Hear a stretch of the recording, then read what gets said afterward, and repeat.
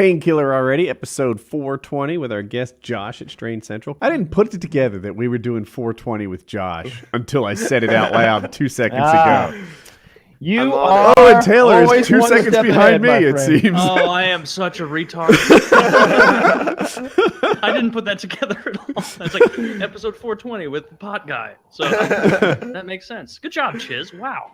I was actually reading about the blood type thing recently, and it said, according to this one article, and I stopped looking into it afterward, like one of the real medical things they pay attention to if you get a bad blood transfusion. So if they mix up the bags and like you're A and positive and they're B negative or something, one of the real things that they like will pay attention to now because of mistakes in the past is the person feeling an intense sense of impending doom. Really? Like the person will like, it's almost like their body being like, whoa, what? This is the wrong blood? Yeah. And like, so, like if you feel like an intense feeling of impending doom, you're supposed to tell them.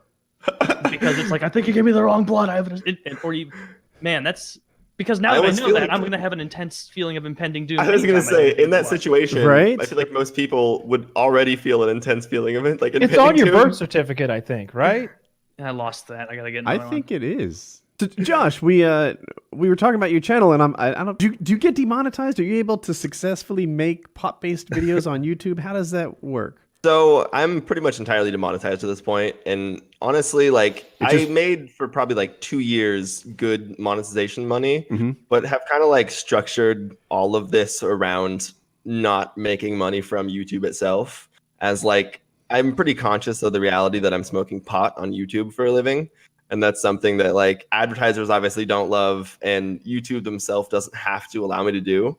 Like, I feel like a lot of people in this position doing like the new weed content have this like really like overwhelming thought that they deserve to be doing what they're doing. Like they're going to be able to do it forever and like it's going to be consistent. But from the beginning, like back in 2014, in like the stupidest stoner way, like it was a protest and like I was like, smoking weed on YouTube. Like, fuck it. Like I'm doing drugs on the internet. Like this is obviously not something that most people are going to be okay with. So when I started making money off it, it was more of like, wait, do they know that I'm doing this? Like, holy shit, like I shouldn't be allowed to do this. So I shifted to mostly like working with, like we were saying earlier, like working with the companies, doing R&D for companies, trying to upgrade like my photography skills to like sell that as a skill and like sell the back end stuff to make like product shots and stuff. And then just working with companies to do like releases and stuff. And a lot of my money today comes from like affiliate sales on vaporizers, just like the tech channels do. How do you tell if a guy's a fireman? Don't worry, he'll tell you. I mean, my gosh. He's talking about the Parkland school shooting. And he's like, they testify in front of Congress, these kids. Like, what the fuck? What the fuck are you doing? You're young. You should be crazy. You should be unhinged. Not in a suit saying, I'm here to tell, fuck you, he says. You're not interesting because you went to a high school where kids got shot. What does that mean? Why does that mean I have to listen to you? How does that make you interesting? You didn't get shot. You just pushed some fat kid in the way, and now I need to listen to you talking? Oh, that's funny. People are more ruthless in Rust than any other game I've ever played in my life because it's so much more ruthless than Call of Duty. People make friends in Call of Duty. Right. Nobody ever made a friend in Rust. You make enemies in Rust. We hate our neighbors. We literally hate them. Just fire shots at them. We just hate them. They built a goddamned ladder up the side of our base. We didn't know you could do that. They jump in the top of the base, and our base was like this spiral staircase that goes down, and there's a door every level that only we can lock. And blowing up a door in this game, you might as well go to the moon. You got to have some serious assets to make that happen.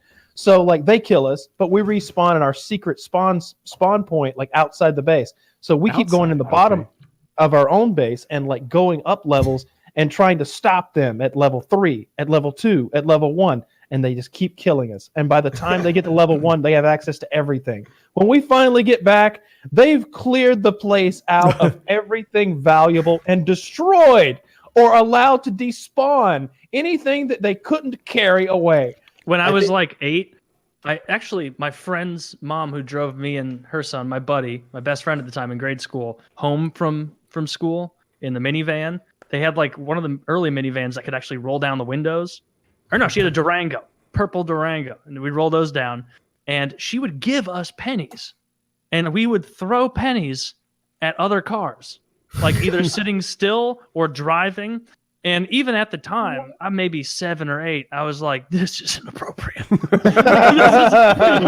Like, if my dad or mom was in the car, like, no fucking way I would do that. So, even kids have a little, niggling little thought of, Sure. I know this is wrong, but they still. You know what I did that was almost as I've told it before, so just real quick. Someone else started the fire because we were playing war in this field. It had tall grass, like waist-high, dry grass. And he started on fire so that he could light a smoke bomb. The wind kept blowing out the match. He told me to put out the fire, and I didn't. Being an idiot, I put my hands together, I rubbed it, and I put it over the fire. And in the, 15, 30 seconds that I was an asshole, it grew to beyond a stage where you could stomp it out or put it out with our coats. And about 5 acres burned. So, yeah, there were 4 alarm fire departments from all over were coming to work on it. And they managed to prevent any good houses from burning down. So that's good. Only the good ones made it out, though. Well, I think it was last week or 2 weeks ago. I mentioned that terrible one with the hole in the roof that we entered through.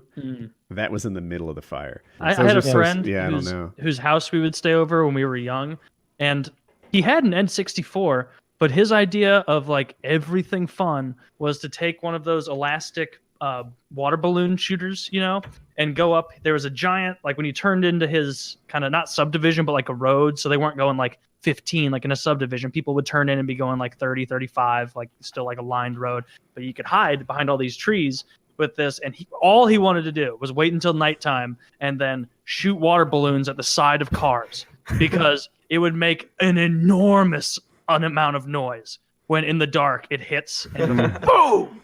Boom, it doesn't cause any damage because it's a small thing, but it would scare the shit out of people. And I was a kid, and at no point was I like, haha, we're going to run them off the road. We were just like, haha, they didn't expect a water balloon to make a loud noise. So I can understand that. I've told this before, but I love it so much. I never soaped Hope. My wife would give her the soap.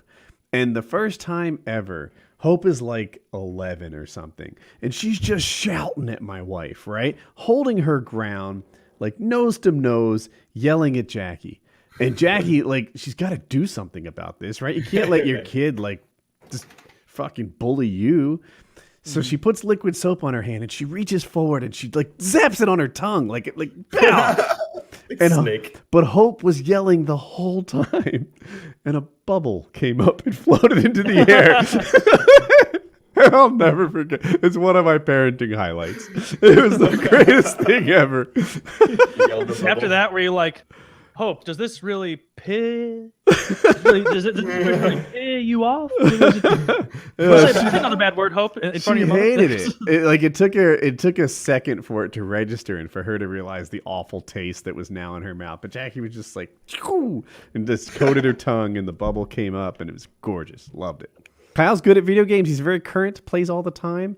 If you drop a new game on him, he's likely to be above average at it. And if he's not, Kyle will devote 3 days to it until he's suddenly in the top 10, 15% of that game out of nowhere. Where that's how quickly it goes. Is on PKN, Kyle will during the show be I'm playing this new game called Crazy, and you're surviving in a mental asylum, and I just got it 4 hours ago, so I've been playing for 4 hours, and it's a lot of fun. I still don't really get it yet. And then PKA will come around, and Kyle will be like, well, I've beaten it 3 times so far. That's totally what happens. Mitty and I played all of Wednesday, I think. Yeah, all of Wednesday, living into Thursday. It's been 48 hours. I've got 40 hours in game. And now I finished that, and I've moved on to Sub, which is where it's a survival on a retired nuclear submarine in a winter or something. And then by Tuesday you'll have mastered that one. Hell yeah, man! I like playing games a lot. I like new games, and I like being good at games.